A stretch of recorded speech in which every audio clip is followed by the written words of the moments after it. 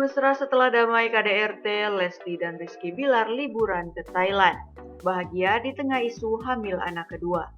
Rizky Bilar dan Lesti Kejora tampaknya semakin lengket setelah berdamai terkait kasus kekerasan dalam rumah tangga. Keduanya dikabarkan tengah menikmati liburan di Thailand. Hal itu terkuak lewat postingan yang diunggah teman Lesti Kejora.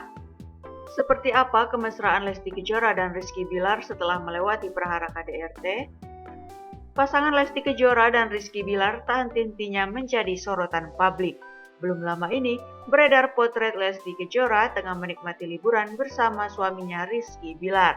Momen liburan tersebut diketahui dari unggahan sahabat Lesti Kejora yang mengunggah momen liburannya bersama sang pedangdut dan Bilar. Dalam potret tersebut tampak Sania digandeng sang suami, sementara Lesti Kejora digandeng Bilar dan membawa baby L.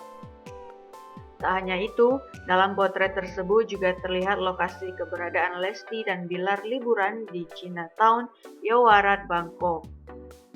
Unggahan tersebut sontak jadi sorotan publik, mengingat keduanya baru saja berdamai terkait kasus KDRT dan kini sudah kembali bersama dan menikmati liburan.